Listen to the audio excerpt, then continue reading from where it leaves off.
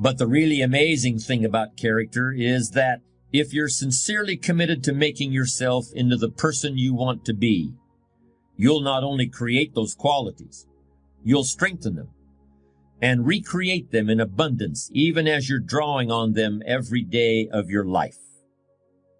Like the burning bush in the biblical book of Exodus, the bush that burned, but it was not consumed by the flames.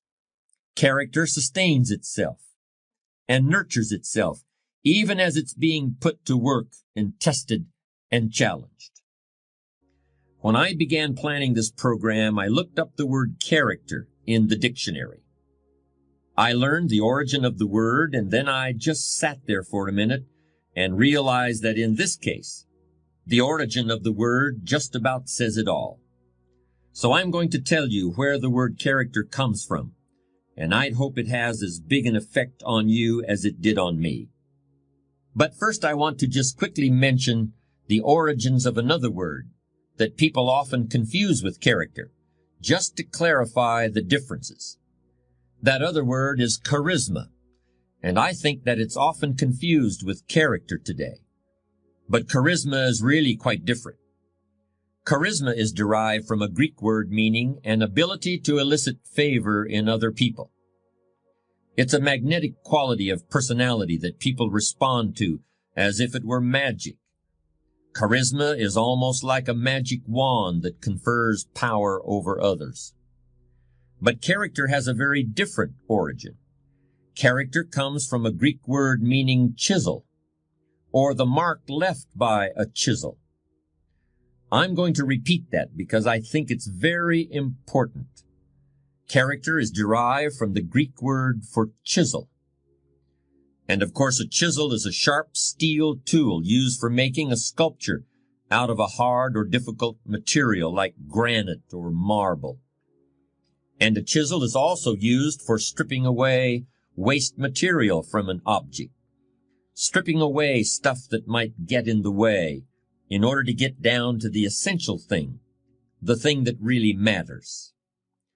So in its origins, the word character isn't related to a word like charisma, which we've described as a kind of magic wand. Character isn't a magic wand. Character comes from chisel.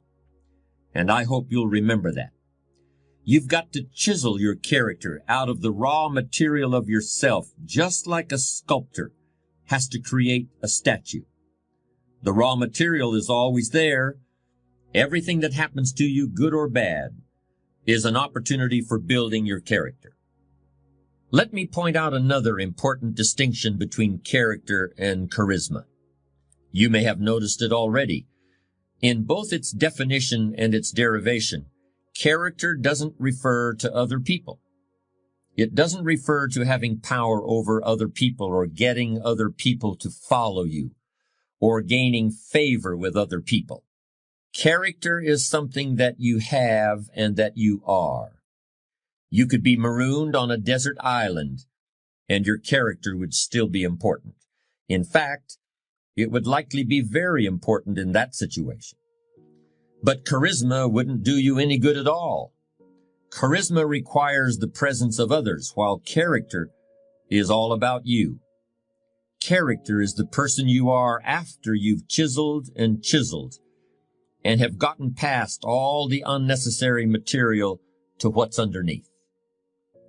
But since we're usually surrounded by other people, let me be a little more specific about how the differences between a charismatic person and a person with character can play out in the real world, particularly in leadership situations. Here are 4 sets of circumstances that can easily occur. First, a really charismatic person can make people believe there's pie in the sky, or that the sky is going to fall tomorrow, one just as easily as the other. By creating these expectations, charismatic individuals can indeed energize and inspire others, or terrify and demotivate them, until the overblown scenarios are proven false and the charisma runs out. But a person of character doesn't need to be anyone's Pied Piper and isn't comfortable in that role. Instead, he or she looks within for the true source of inspiration and energy. Second, a charismatic person can inspire devoted or even fanatical loyalty. But this can all too easily turn into an unconscious sense of dependency, and that can make matters difficult when the leader is no longer available. Like a charismatic coach, effective during the glory years, but when he leaves the organization, there is a sense of abandonment, and the team may never achieve anything like its prior success. Powerful personalities often resist delegating authority, but it's an attitude of character for a leader to refrain from making himself or herself the indispensable heart and soul of an organization. Here's a third difference between character and charisma that's particularly important in a leadership situation. Charismatic people have to keep pulling rabbits out of the hat. The magic of their presence has got to keep expressing itself, or people might start wondering where it went. Worse yet, they might start getting bored. During the Second World War, Dwight Eisenhower was picked to command the Allied forces in Europe, not because he was an exciting leader with a sense of high drama, but precisely because he wasn't. There were plenty of charismatic individuals around, such as Churchill, Montgomery, de Gaulle, and Patton. What was needed was somebody with toughness, stamina, and ability to manage people. Just before the Normandy invasion in 1944, Eisenhower met with a group of officers who would be going into battle. He stretched out a piece of string on a table and pulled it a few inches with his finger. "An army is like this piece of string," he said. "If you try to push it from behind, it just tangles and doubles back on itself. Soldiers have to be led from the front, not pushed from behind." Eisenhower may not have been colorful, but he could definitely get his point across in a way anyone could understand. He had character in the true sense. One of the biggest pitfalls for a charismatic leader comes straight from his or her ability to inspire love and devotion. And this is the last point I want to make. In order to bask in the warm glow of a leader's approval, people may become reluctant to voice disagreements. There are people who become isolated because subordinates are afraid of them. But the same isolation can occur as a result of misplaced affection. People of character are usually well loved by everyone around them, but they make it clear that their own first love is for the truth, even if it hurts. Character and charisma are topics that have been defined and debated for thousands of years. And I want to close this discussion with a comparison between two historical personalities. Alexander the Great was undoubtedly the most charismatic leader who ever lived.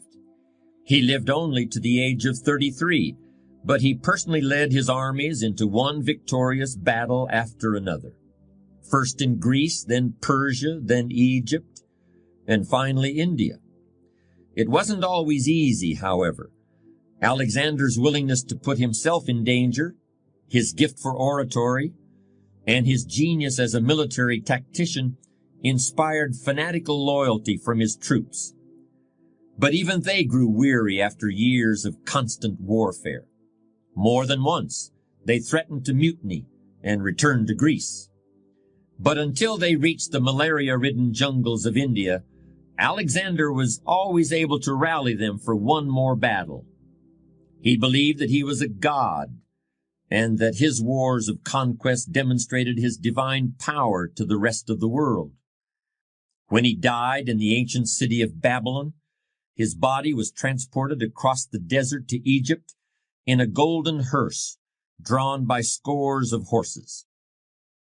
Yet no one worships Alexander today. No one is impressed by all the cities he named after himself, or by the city he named after his horse, or by the palace he built and filled with huge pieces of furniture so that people would think he was a giant. In fact, Alexander's influence began to evaporate soon after his death. The remains of his empire were fought over by his generals, and new conquerors soon took his place. 300 years after Alexander, Jesus Christ began to preach. Instead of an army, he had 12 men. Others tried to say he was a god, but he never said so himself. He didn't own a horse. He never founded a city. And when he died, there was no golden hearse. Yet the force of his character has endured and grown, while the most charismatic leader who ever lived is of little interest to anyone except historians. Because character is what's left after charisma is gone. I'd like to elaborate a bit on a comparison I made earlier about how creating your character is like an artist creating a sculpture. The essential point is this: I don't think character is something that just happens by itself, any more than a chisel can create a work of art without the hand of an artist guiding it. In both instances, a conscious decision has been made. A conscious process of design is at work. Character is the result of hundreds and hundreds of choices you may make that gradually turn who you are at any given moment into who you want to be. If that decision-making process is not present, you'll still be somebody. You'll still be alive, but may have a personality rather than a character. And to me, that's something very different. This has always been a country in which people have felt free to change themselves and the circumstances in which they live. In this regard, I happen to come across some interesting facts about the 19th century settlers who crossed the plains in covered wagons.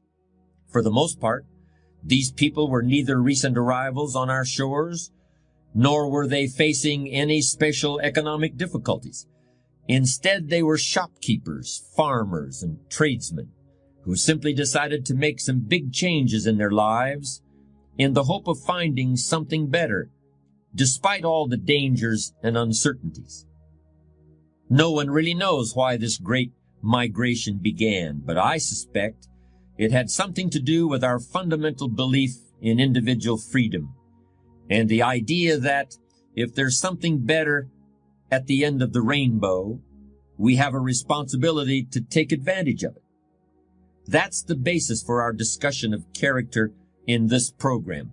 Character isn't something you were born with and can't change like your fingerprints. It's something you weren't born with and that you must take responsibility for making.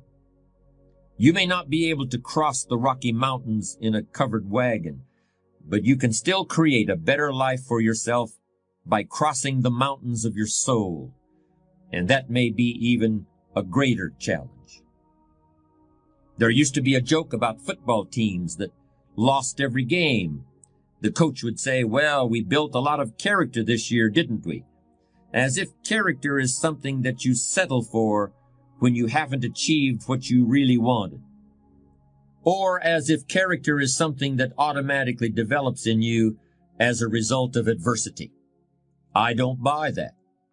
I don't think adversity by itself builds character, and I certainly don't think that success erodes it. You can build character by how you respond to what happens in your life, whether it's winning every game or losing every game, or getting rich or dealing with hard times. You build character out of certain qualities that you must create and diligently nurture within yourself, just like you would plant and water a seed or gather wood and build a campfire. You've got to look for those things in your heart and in your gut. You've got to chisel away in order to find them, just like chiseling away rock in order to create the sculpture that has previously existed only in your imagination.